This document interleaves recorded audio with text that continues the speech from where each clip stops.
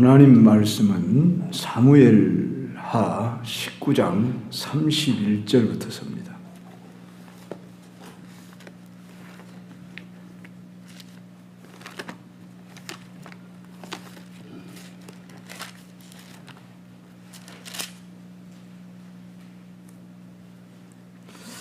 (31절부터) (39절까지만) 보겠습니다. 제가 한 절, 여러분이 한 절 교독합니다.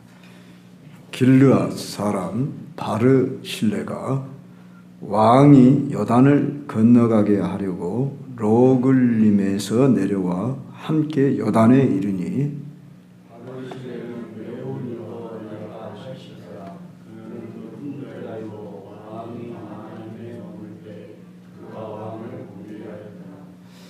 왕이 바르실레에게 이르되 너는 나와 함께 건너가자. 예루살렘에서 내가 너를 공개하리라.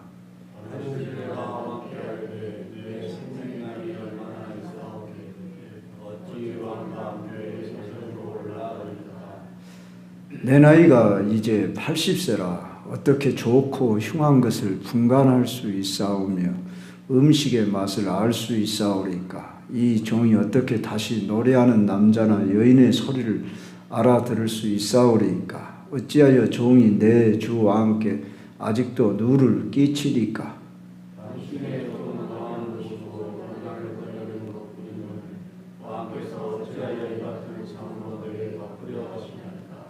청하건대 당신의 종을 돌려보내옵소서. 내가 내 고향 부모의 묘 곁에서 죽으려 하나이다. 그러나 왕의 종 기맘이 여기 있사오니 청하건대 그가 내 주 왕과 함께 건너가게 하시옵고 왕의 처분대로 그에게 베푸소서 하니라. 왕이 내가 받되 기맘이 나와 함께 건너가니 나는 내가 좋아하는 그에게 베풀려고 또 내가 네 구하는 것은 나를 위하여 실행하여야 한다. 같이 백성이 다 요단을 건너매 왕도 건너가서 왕이 바르실레에게 입을 맞추고 그에게 복을 비니 그가 자기 곳으로 돌아가니라. 아멘. 바르실레의 섬김과 사랑, 이런 제목으로 말씀을 드립니다. 자, 바르실레라는 사람은 길르앗 사람이라 이렇게 소개되고 있는데 사무엘하 17장 27절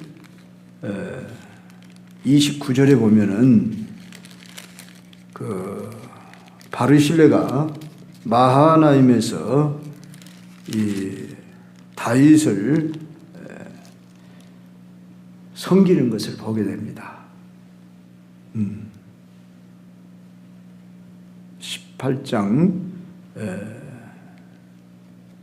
17장 27절부터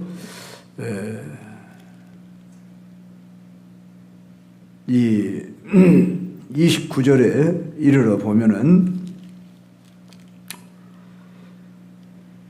다윗이 어려움을 당했을 때 이 바르실레라고 하는 사람은 그때도 많은 사람을 동원해서 풍족한 소유물로 다윗을 도왔는데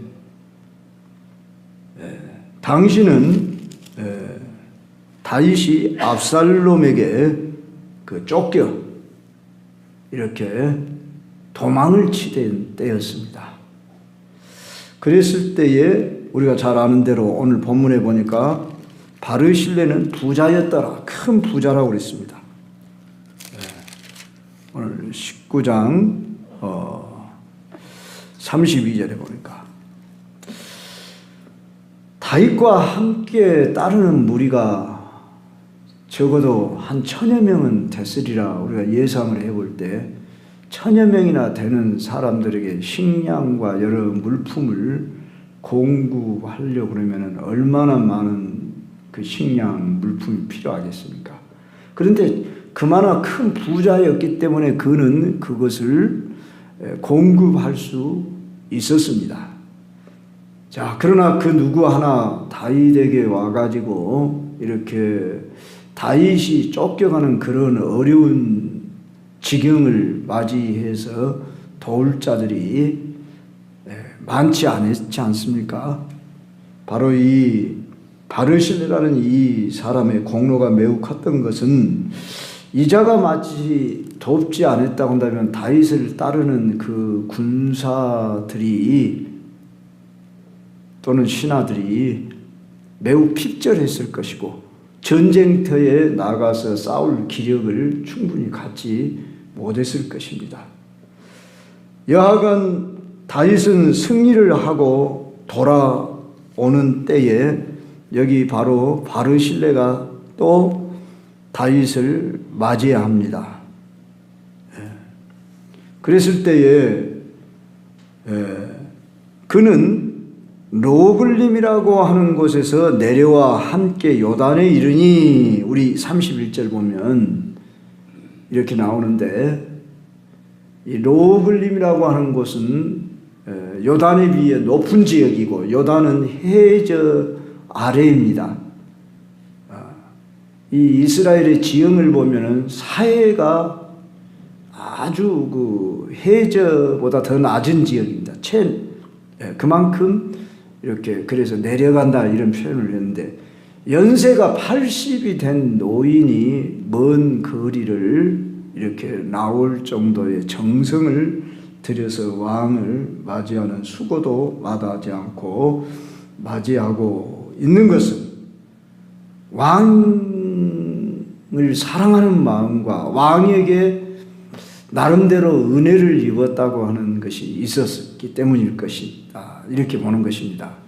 그러면 길르앗이라고 하는 지역의 사람들을 다윗이 그렇게 그 백성들에게 다시 돌려주는, 그러니까 그 전쟁터에 나아가서 그곳을 정복해서 그 백성들에게 평안을 주는 이런 공을 세웠기 때문에 더더구나 바르실레는 왕이 자기들에게 베푼 은혜를 잊지 않고 자기도 또 이렇게 왕이 어려움을 당할 때에, 대부분 사람들이라는 것은 그 기회주의적인 사람들이 많잖아요.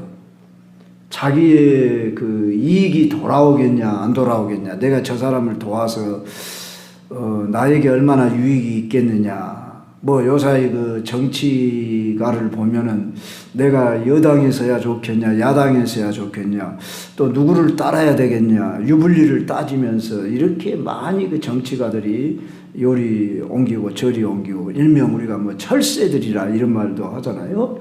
그러듯이 그렇게 할 만한데 이 바르실레라고 하는 노인은 평민입니다. 단지 부자라고 하는 그 위치뿐이고 무슨 관직을 가지고 있지 않습니다. 그런데 자기는 노인인 80세 나이에 자기가 할 수 있는 일은 많은 재산을 가지고 있기 때문에 지금 왕이 쫓겨가는 그러한 과정이 있을 때에 내가 돕지 않으면 누가 도우랴 하고 정성으로 저 마하나임에서도 도왔고, 또 왕이 승리하고 돌아올 때 왕에게 예의를 갖추며 저 요단강까지 나아가고 있습니다. 그러니까 왕이 이렇게 이야기를 하죠. 바르실레에게 너는 나와 함께 가자. 예루살렘에서 내가 너를 공개하리라. 네가 나를 이 어려운 때에 공개했으니 나도 너를 이제 남은 생에 평생 공개하겠다. 이렇게 이야기를 하는데, 자, 여기서 우리는 먼저 몇 가지 교훈을 삼아서 우리가 적용해 볼 필요가 있는데, 이 바르실레는 왜 그렇게 다윗 왕을 공대했을까? 이렇게 우리가 생각을 해봐야 됩니다. 왕이기 때문에 그랬다, 꼭 그렇게 볼 수도 있지만 왕이신 이 다윗 왕은 하나님이 세우신 왕, 하나님이 기름 부으셔서 세운 왕, 당신은 신정국가입니다. 사울은 패함을 입고 다윗이 생을 받았다고 할 때에 다윗 왕국은 하나님의 왕국입니다. 하나님의 나라를 세우기 위해서 하나님이 선택한 사람이란 말입니다. 그래서 1차적으로 신본주의적인 입장에서 비록 다윗이 쫓겨가는 상황에서도 그는 다윗을 위하였고 또 다윗이 승리하여 돌아올 때도 그는 다윗을 공대하며 섬기고 있는 이 모습을 우리가 볼 수 있습니다. 여기서 우리는 참 사랑이란 하나님이 사랑하는 사람, 하나님이 공대하는 통로인 사람을 내가 공대하고 그리고 일시적 한두 번 이렇게 한정적으로 돌보는 것이 아니라 끝까지 왕을 이렇게 공대하고 있는 걸 보게 됩니다. 우리는 사랑이라고 하는 것이 어느 내게 주어진 한두 번의 어떤 대접을 한 것으로 우리는 사랑을 했다. 이런 마음보다도 우리가 할 수만 있다면 그와 관계 아래에서 끝까지 그를 돌봐야 되겠다. 제가 우연히 이렇게 TV를 요새 한두 번 튼 적이 있는데 저는 TV를 잘 보는 성향이 아니지만 인간 뭐라고 그러더라? 그런데 그 5부작으로 이렇게 나온 거 있죠. 인간 실화라고 그러던가 근데 불교의 그 스님 여성 비군이라고 하는 이 여성 둘이가 살아요. 내가 처음부터 안 봐놔서 다는 얘기할 수 없겠지만 2부작하고 3부작에서 잠깐 봤는데 94세 된 마느 스님이라는 여스님을 63세 된 연정이라고 하는 스님이 이렇게 섬기는 모습을 봤어요. 그러니까 94세 된 요새 나오니까 여러분들도 볼 수도 있고 그런데 저는 이제 뭘 보냐면은 거기서 뭔가라든지 저들이 삶은 어떻게 사는가 그걸 보기 위해서 그러지요. 저는 불교 이런 것에 대해 여러분도 그러겠지만은 불당에 우리가 잘 가지 않지 않습니까? 그러나 저들은 도대체 어떻게 저들 종교 생활을 한다냐 이런 관심 아래에서 한두 번 보는 경향이 있습니다. 좋은 예는 아닐 수 있지만 한번 들어보십시오. 그래서 제가 거기서 잠깐 교훈을 받았는데 저들도 저 타종교 우리가 일명 보면은 우상 종교를 섬기는 저 사람들도 인간 사랑이 있고 스승을 부모도 없잖아요. 비구니들은 결혼도 안 했으니까. 그런데 그 연정스님이라면 63세라고 하는 그분이 94세 된 몸을 잘 가누질 못하고 그러니까 이렇게 식사도 차려 드려주고 그러는 섬기는 잠자리 같은 거 이런 것도 보살펴주고 이렇게 쓰게 갖고 94세 된 그 마느 스님이라는 모습을 이렇게 섬기는 그 모습을 보았습니다. 우리는 종교를 떠나서 인간된 도리로서 참 저렇게 저들 세계에서도 사랑이 있고 섬김이 있고 보살핌이 있기 때문에 저렇게 돌아가는구나. 그리고 일명 그들의 신도라고 그러잖아요. 신도들이 주로 여자분들이죠. 여자분들이 찾아와서 노스님 그러면서 저 왔어요. 그러면서 이렇게 뭣도 갖다 주면서 돌보는 이런 사랑이 있더라 그 말입니다.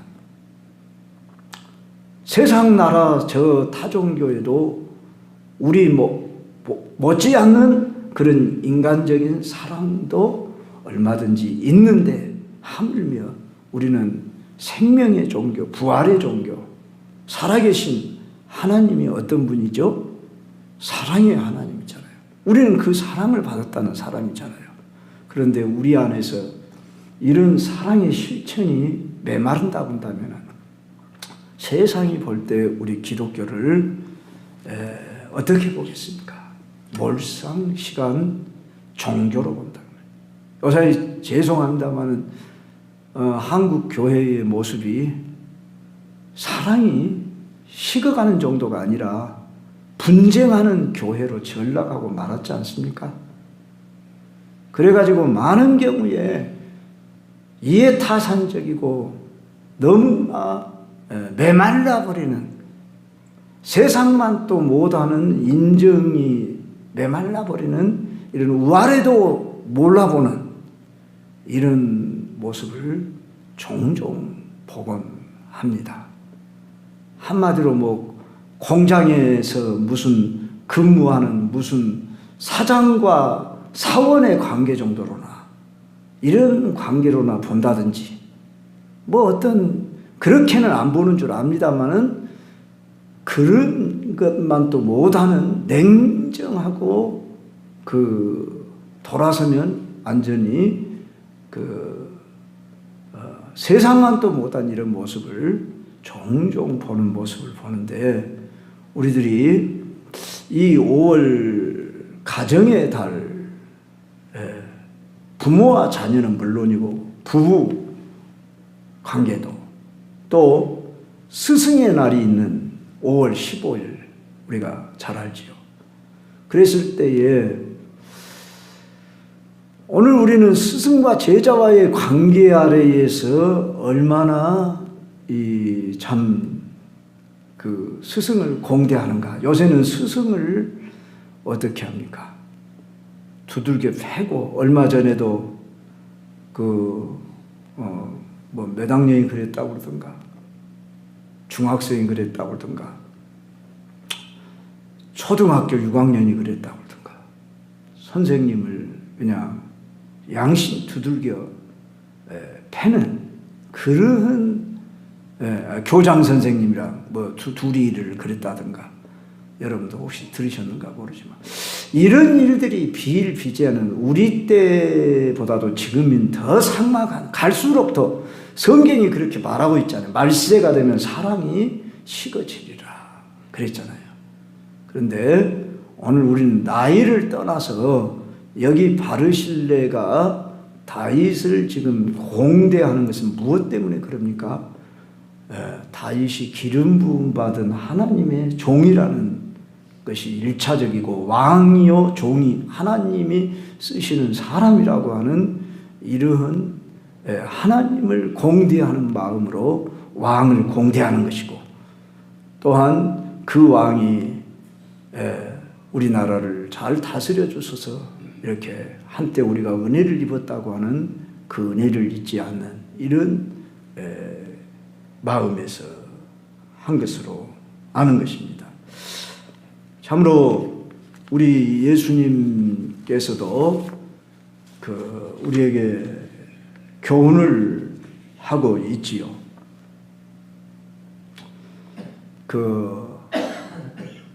10명에게 문둥병을 고쳐줬어요, 예수님이 길을 가다가. 그런데 한 명 사마리아 사람만 돌아와서 감사를 했더라. 그래서 우리 예수님이 그 9은 어디 있느냐 이렇게 물으시는 것을 우리는 기억할 수 있습니다. 그러니까 은혜를 잊지 말아야 한다 그 말이죠. 받은 은혜를 감사할 줄 알아야 하는데 참 은혜를 잊어버린 것에 대해서 우리 예수님이 매우 안타까우며 책망조로 말씀했던 것을 봅니다. 우리는 사랑이라고 하는 것은 마음만이 아닌 실천의 행위입니다. 그러면 우리는 바르실레가 큰 부자였으니까 그렇게 할 수 있었던 것은 분명하지만, 우리는 작은 것이라도 내 형편에 맞춰서 작은 일부터서 실천하고 표현하는 것이 사랑인 줄도 압니다. 자, 5월이 가정의 달이고 내일이 어버이날이라고 합니다. 그러면 내가 부모에게 효도할 수 있는 기회는 살아생전뿐이에요. 그랬을 때에 애들이 내 부모를 공경한다는 것이 도대체 어떻게 하는 것이 부모를 공경하는 것인가, 이것을 우리가 부모를 어떻게 공경을 했는가를 보여줌으로 그들이 배우는 것입니다. 그렇지 않겠어요? 말로만 해서 되는 것이 아니지요. 그래서 우리 중에 부모가 살아계신다면 우리가 자녀들 보는 앞에서 부모를 나는 공대하고 있는가, 이것을 보여줄 때 자녀들도 그렇게 부모를 공경한다는 것입니다. 자, 오늘 우리는 은혜를 잊고도 은혜를 베풀 줄 모르고 잊고 사는 시대에 살아가고, 어쩌면 그 주고받는 은혜, 일명 가령 축의금이나 조의금을 우리가 전달을 할 때에 나에게 저 사람이 찾아왔는가, 그것을 되게 이렇게 기억을 하고 찾아왔으면 나도 거기를 찾아가는 이 정도잖아요. 되게 어떻게 보면 그것은 주고받는 어떤 그런 일명 우리가 품앗이라 이렇게 표현을 할 정도로, 그 농사 짓는 사람들이 벼를 심을 때 내 논에 벼를 심을 때 같이 심어주면 또 나도 저 논에 심어주는 이 정도의 어떤 성격으로 전락하고 말하는데, 정말 진정한 우리가 사랑이 무엇인가 다시 한번 생각해보고, 조건 없이 이 바르실레는 자기가 다시 받을 것을 기대하고 한 것이 아니었습니다. 그것을 우리가 이제 계속해서 읽어보는 중에 알 수가 있는데, 왕이 뭐라고 하지요? 나와 함께 저 예루살렘 궁에 가자. 내가 너를 공개하겠다. 그러니까 바르실레가 뭐라고 합니까? 내 생명이 날이 얼마나 있사옵기에 어찌 왕과 함께 예루살렘으로 올라가겠습니까? 내 나이가 지금 80입니다. 80이니까 거기 가서 남은 생에 왕의 궁에서 편안하게 지내면 좋겠다, 얼마든지 이렇게 생각할 수 있지만, 이 바르실레는 매우 겸손했습니다. 자기의 위치를 알았습니다. 그리고 자기의 할 도리를 알았습니다.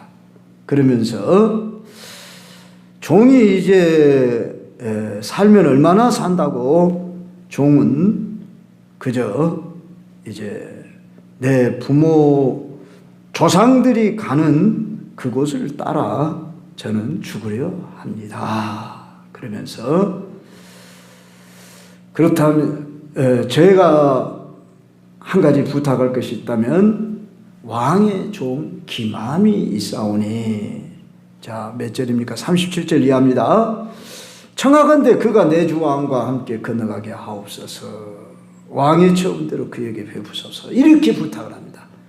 이제 이것도 왕이 자기를 대접하겠다고 하니까, 그렇다면 제가 못 간 대신 기맘을 보내겠으니 기맘을 돌봐주십시오. 이렇게 부탁. 그럼 기맘이 뭐냐? 여기는 왕의 종이라고 나왔는데 열왕기상 2장 7절을 보면은 이 다윗이 솔로몬에게 말하기를 바르실레의 아들 기맘이라고 이렇게 말을 합니다. 그래서 대부분의 학자들이 여기 기맘은 바르실레의 아들이었다고 이렇게 주석학자들이 대부분 다 그렇게 본답니다.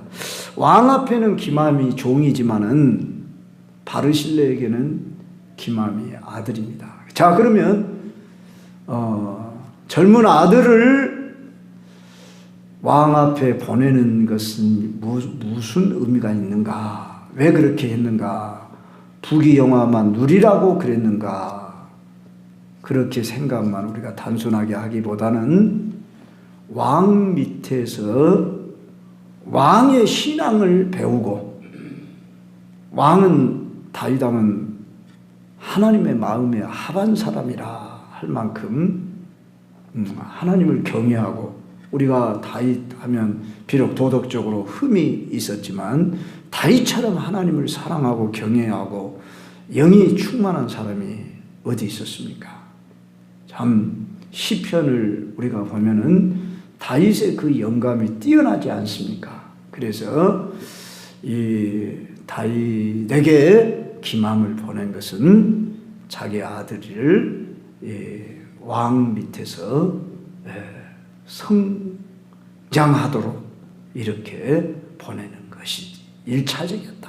저는 그렇게 보는 것입니다. 여기서 우리는 우리들의 자녀 소원들을 선한 믿음으로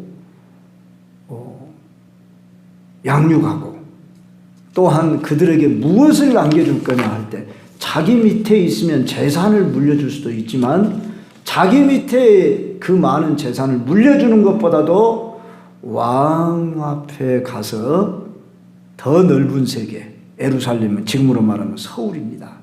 서울로 보내서 이렇게 왕 밑에서 모든 그 왕실의 예법과 그런 것도 배우고 큰 곳에 가서 이렇게 그 신앙을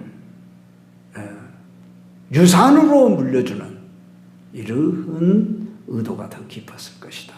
이렇게 생각합니다. 결론적으로 성도 여러분, 우리가 나는 물론이고 우리의 후손들에게 무엇을 물려줄 것인가, 이걸 생각해야 합니다. 재산만 물려주면 다 물려준 것처럼 생각하는 경향이 있는데 그건 작은 것입니다. 없는 것보다는 낫지만, 사실 우리가 잘 아는 대로 대기업의 총수들 그 후손들이 다 그런 건 아니겠지만은 종종 보면은 타락의 길로 가고, 자기 아버지가 권력 아래에 있으면 그 밑에 있는 자녀들이 꼭 옳은 길만은 가는 것은 아닌 것을 보게 됩니다. 일례로 김대중 대통령 아들도 그랬고, 김영삼 대통령 아들도 감옥소를 갔었고, 요사이 문재인 대통령 딸을 보십시오. 사기를 치고 그러고 다니고, 또 얼마 전에 그 자살한 장제원 아들을 보십시오.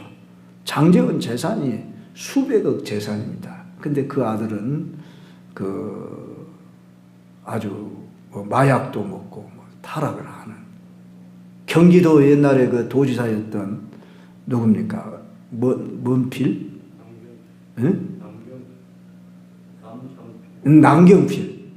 남경필 아들도 지금 마약을 먹고 교도소에 있어요. 근데 남경필은 원래 신앙인이었는데 이제 자기는 정치를 버리고, 지난번에 우리 봤지요? 다니엘 기도에서 그 간증하는 거. 그래서 완전히 이렇게 변화된 사람이 되어서 자기 아들을 이렇게 신앙으로 어쩐지 이끌려고 애쓰는 걸 봅니다. 그래서 우리는 여기서 뭘 보냐? 저들이 뭐 다른 나라는 놔두고라도 우리나라의 그런 여러 권력의 자리에 있고 부를 누리는 사람들이 결코 그 재산을 물려줘가지고 그 자식들이 잘 되기만 하는 것은 아니고, 잘 되는 경우는 어쩌다 한두 명이나 있을까 싶고 더 타락의 길로 가는 경우가 많다는 것입니다. 여기 바르실레는 자기 아들 기맘을 왕 앞에 보내서 참 자기 재산 그 많은 거 다 물려주고 그러는 것이 아니라 왕에게 보내서 훈련받게 하는 것처럼 오늘도 여러분들이 자녀, 손들을 신앙의 유산을 물려주도록 이렇게, 그리고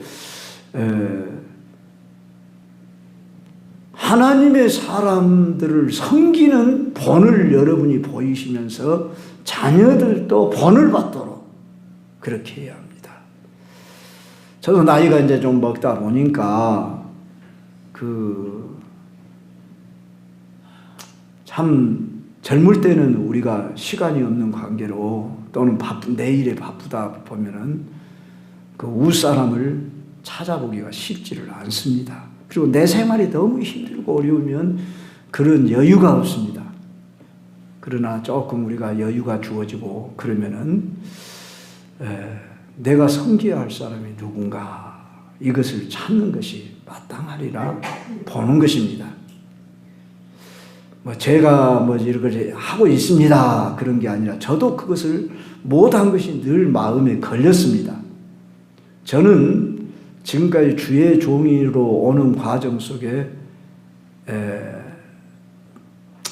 몇 명의 목사님을 제가 밑에서 배웠냐 그러면 딱 3사람 목사님 밑에서 배웠습니다. 저는 여기저기 막 이동한 사람이 아니었어요.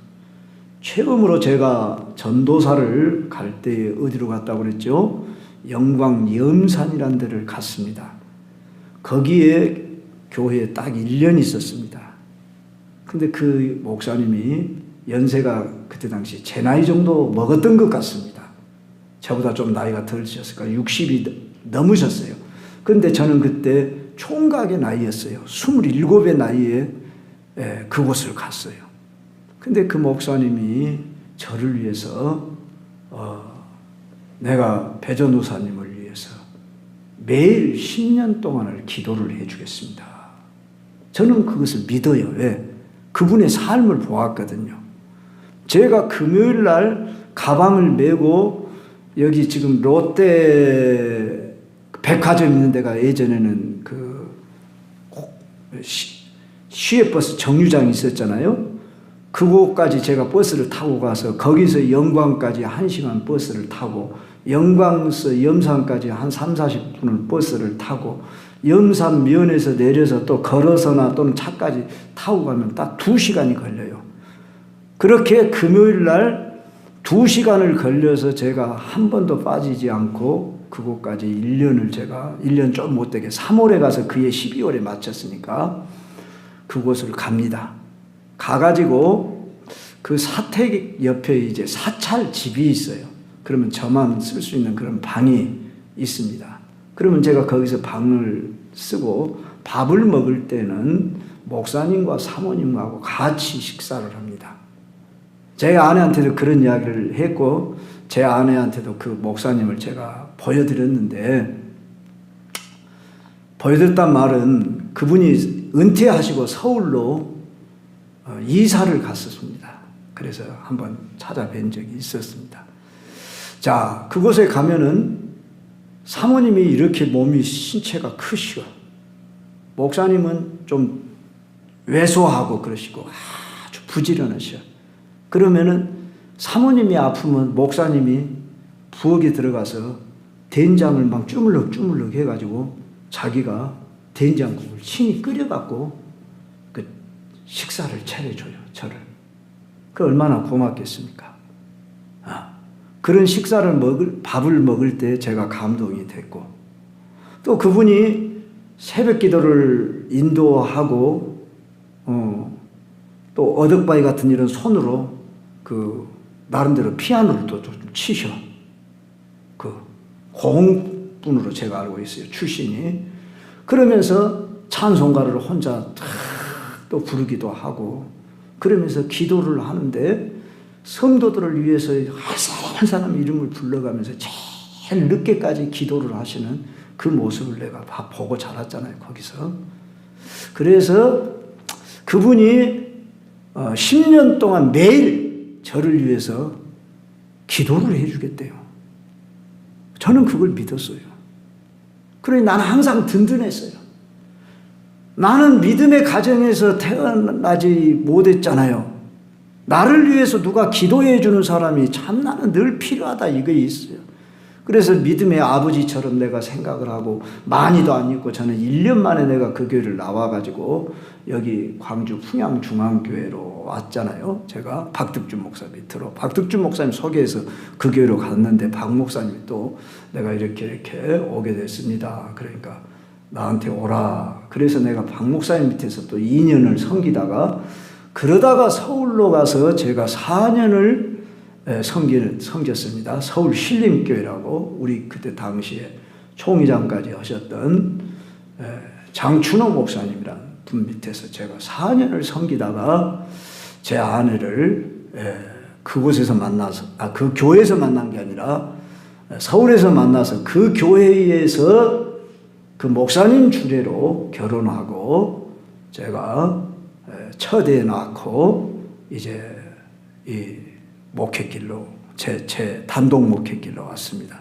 제가 왜 이렇게 여러분은 전혀 뭐 저하고 그 제가 하는 말에 대해서 이해도 안 되고 참 들어봐도 별 깨달음이 없을 수 있지만 뭔 말씀을 드리려고 하냐면은 새 목사님을 이렇게 제가 만났는데 제가 저를 위해서 매일 기도를 해주겠다는 그 목사님이 10년뿐만 아니라 돌아가시는 날까지 은퇴하시고 돌아가시는 날까지 저를 위해서 기도해 준다고 계속 기도하시고 그 말씀을 저는 믿었고 그래서 서울 저기 그 어디예요? 청량리역 옆에서 사는데 제 아내 집도 거기서 그리 멀지 않은 곳에 있어서 처가댁을 가면 제가 그 목사님을 몇 번 찾아뵀습니다. 사모님이 먼저 돌아가시고 목사님이 나중까지 혼자 사시고 계셨습니다.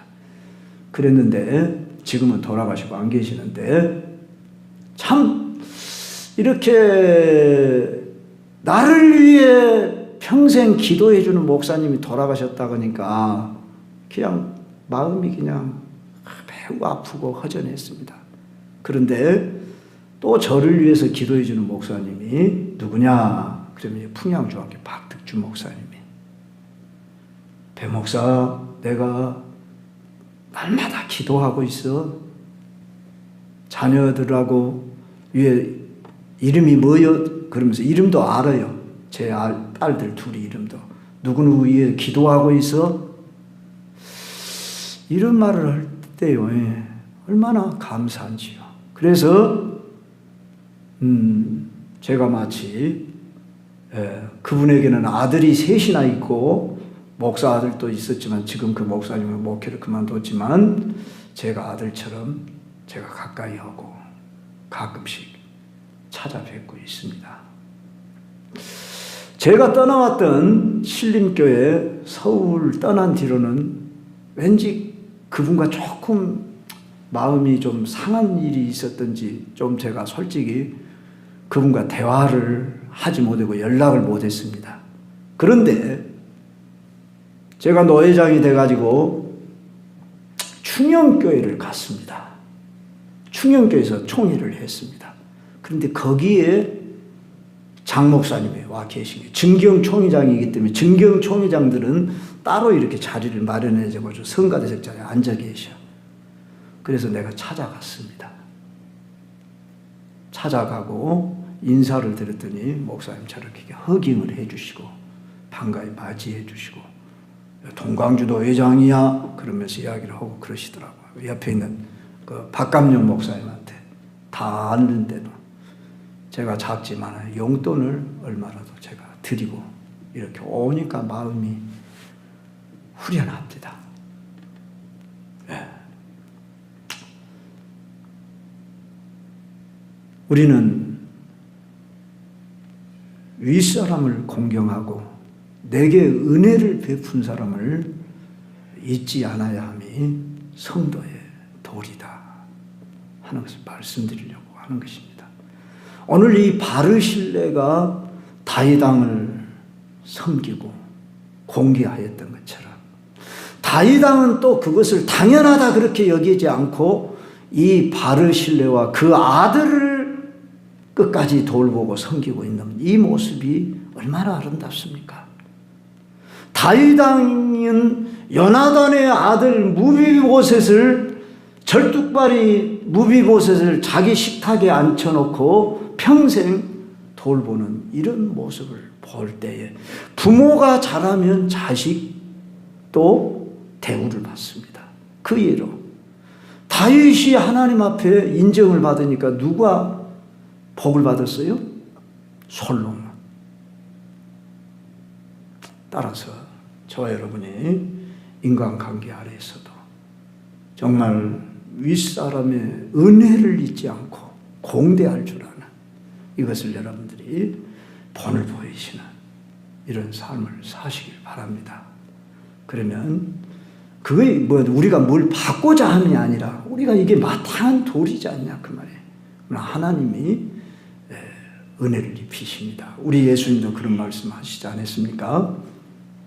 내 이름으로 어린 소자에게 냉수 한 그릇이라도 잃지 않는 자에게 내가 결단코 그 상을 갚으리라, 이렇게 말씀했습니다.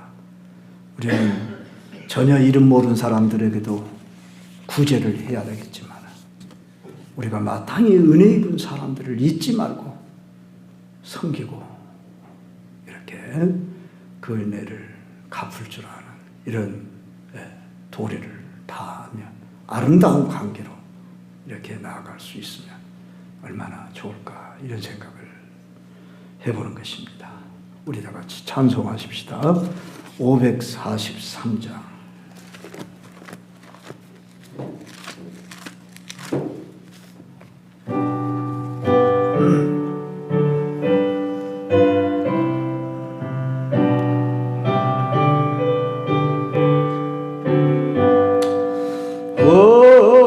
어려운 일 당할 때 나의 믿음 적으나 의지하는데 주를 더 의지합니다. 세월 지나갈수록 의지할 것뿐일세. 무슨 일을 당해도 예수 의지합니다. 성령께서 내 마음 밝히 비춰주시니 인도하심 따라서 주말 의지합니다. 세월 지나갈수록 의지할 것뿐일세. 무슨 일을 당해도 예수 의지합니다.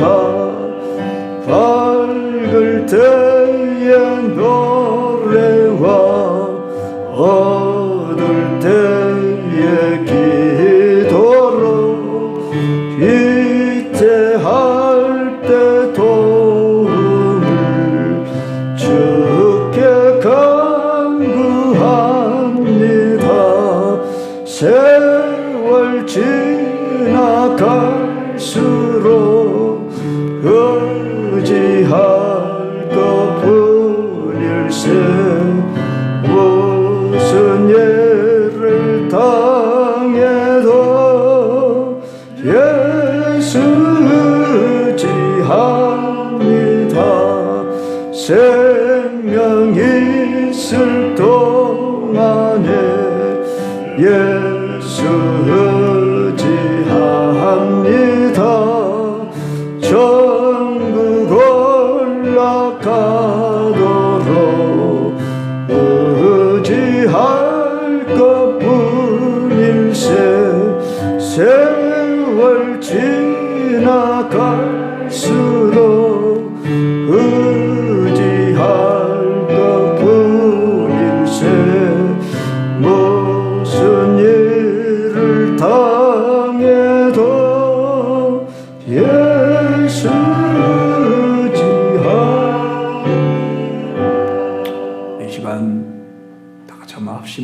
합시다. 5월 가정의 달을 통해서 내 부모는 물론이고 우리가 부부, 남편과 아내와의 관계 안에서도 작은 것부터 사랑을 실천하고 또 우리가 윗사람이나 내게 은혜를 푼 사람들에게 은혜를 잊지 않고 오늘날 이렇게 공대할 줄 아는 그런 삶을 살게 해 주십시오. 또 우리가 본을 보임으로 인해서 우리 자식들, 손들이 또 복을 받게 하옵소서.